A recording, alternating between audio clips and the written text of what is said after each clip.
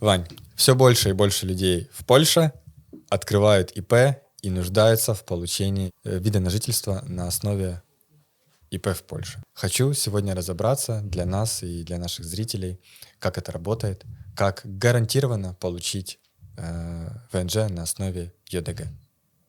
Мне нравятся вопросы, как гарантированно. Да, это Ты я у тебя хочешь, научился. чтобы я за третье лицо гарантировал тебе? Это я у тебя научился, да. Ну нет. Так не работает. Ты абсолютно прав. Если Почему так смотреть происходит? с точки зрения того, почему сейчас большой наплыв ИПшников, ЙОДГшников, почему все рванули туда подавать, потому что, во-первых, гражданам Украины абсолютно всем разрешили открывать ЙОДГ на территории Польши. Ты сам с этим сталкивался, сам это прекрасно Я сам понимаешь. их парочку помог открыть. Да. Второе. Статус УКР очень такая плавающая штука, которая непонятно, когда закончится. И чем закончится. И чем закончится, Да. совершенно верно. Поэтому многие люди действительно уходят в режим создания ЙОДГ и идут в легализацию на основании, собственно, ведения хозяйственной деятельности. Да. Это действительно так, это повально, потому что людям просто-напросто надоело висеть в подвешенном состоянии. Ну, ты понимаешь, статус УКР дает возможность находиться легально. Но когда это все закончится? Как оно закончится? Никто ничего не знает. Правительство Польши, конечно, сказало, уже затравочка такая маленькая, что будет возможность получения ВНЖ на основании ПЭСЕЛя со статусом УКР, но каких-то подробностей пока нет.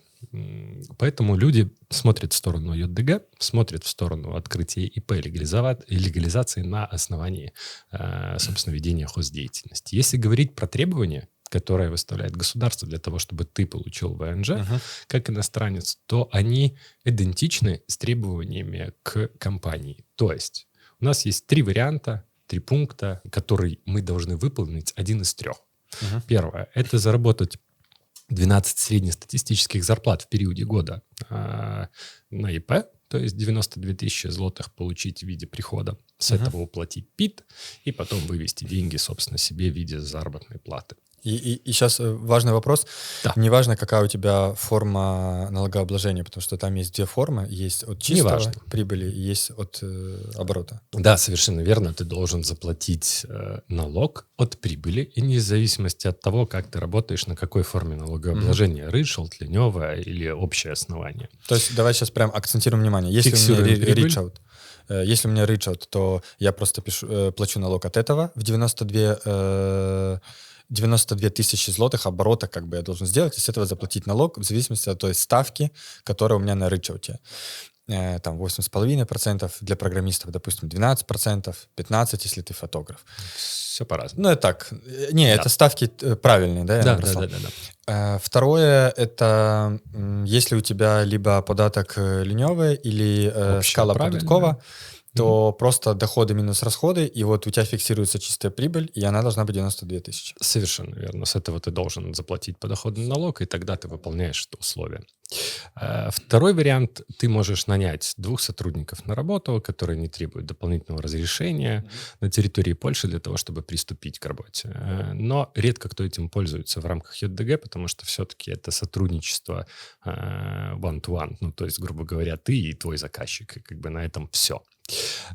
Третий вариант – это написать бизнес-план, где ты абсолютно простым языком объяснишь управлению по делам иностранцев, как ты эту квоту заработаешь в периоде финансового года. Туда прикладываем контракты, туда прикладываем инвойсы, все, что связано с вашей непосредственно финансовой деятельностью. Естественно, твоего дохода должно хватать на покрытие издержек на жизнь в Польше. То есть то, как мы и говорили. Отлично. Вы досмотрели до этого момента, значит, вам действительно интересен бизнес в Польше. Поддержите нас, поставьте лайк этому видео, напишите комментарий и подпишитесь на наш канал. А если вы реально настроены делать бизнес в Польше, то мы можем вам в этом помочь. Во-первых, в формате обучения у нас есть классный обучающий продукт по старту и ведению бизнеса в Польше. Во-вторых, консультацией. И в-третьих, услугами. Регистрация компании, ИП и налаживание бизнес-процессов. Внизу под видео вы найдете все ссылки и продолжаем смотреть выпуск. Не должно быть так, что ты зарабатываешь меньше, чем стоит аренда твоего жилья.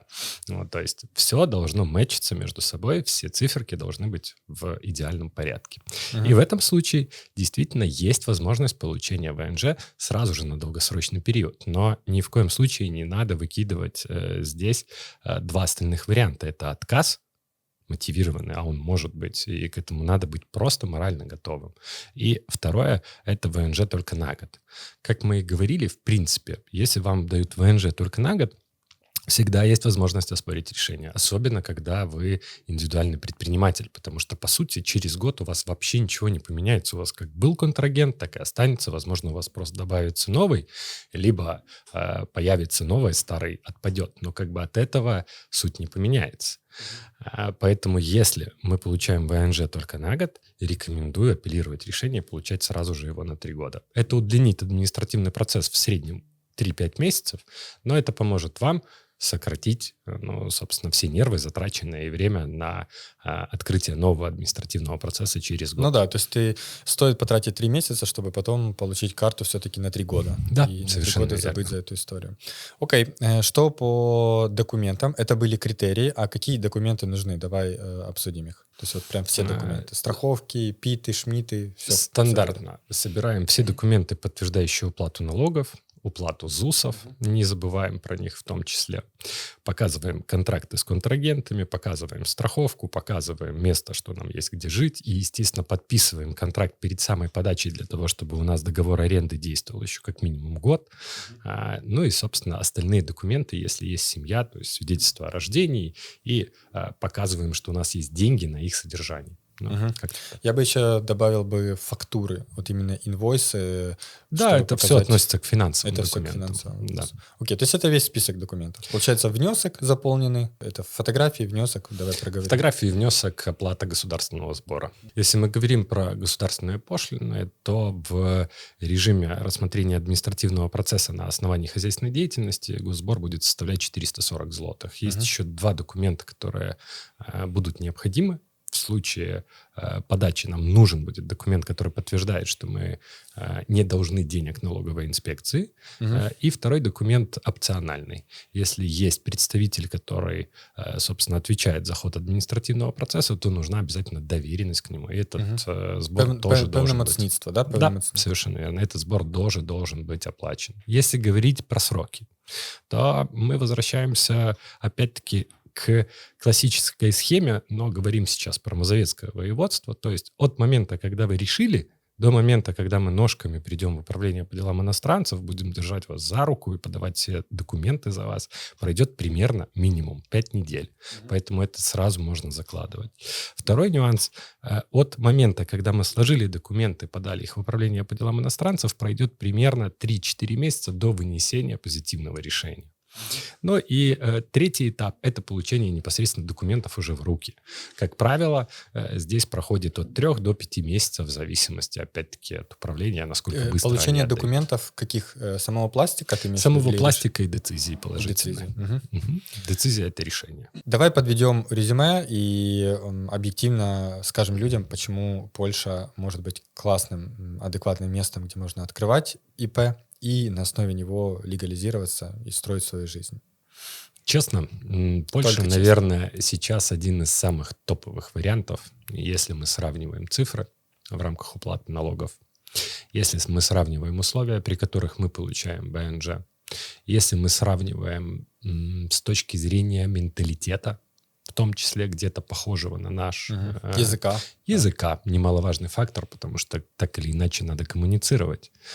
Если сравнить с той же самой Португалией, попробуй поговорить на португальском языке за год. Ну такое себе, наверное, будет квест еще тот. Ну и при том, все-таки это рядом с домом. Многие наши клиенты, выбирая Польшу, говорят, что это немаловажный фактор. Мы рядом с домом. Если что, мы можем поехать в Украину, в Беларусь или еще куда-либо. Да. Я думаю, еще немаловажный момент — это очень проработанная инфраструктура здесь уже в Польше, в том числе нашими там иностранцами. То есть, понятно, во всех странах Европы есть возможность, есть там легализаторы, те, кто компании открывают, но как будто, находясь здесь, у меня есть ощущение, что ну тут прям в Польше все налажено, есть уже конкуренция, а конкуренция порождает хорошие продукты, хорошие услуги, и как будто здесь все понятней, чем где-то там в непонятной Франции, Германии или еще где-то. Да, здесь просто сильнее наше комьюнити. Ну, Как ни сильнее крути, комьюнити, это да. первое. А второе, ты мне сейчас не дашь соврать. В Польше достаточно дать хороший сервис в сервисном бизнесе, да, и у тебя будет поток клиентов. Но мы ничего не знаем про Францию, мы ничего не знаем про Португалию, мы не понимаем их менталитета, мы не понимаем, с чем нужно к ним прийти для того, чтобы это все выстрелило. И сейчас, если мы это все объединим в единое целое, да, то получается Польша довольно-таки выгодный вариант и для построения бизнеса, и для получения ВНЖ. На основе построения этого бизнеса. Да, Да? да, совершенно Класс. верно. Продано. Спасибо за просмотр этого видео. Верю, что это было для вас полезным, и если так, поддержите нас, поставьте лайк этому видео, подпишитесь на наш канал, и внизу под видео есть форма комментариев. Задавайте ваши вопросы, обсуждайте выпуск, и мы с удовольствием ответим на ваши вопросы.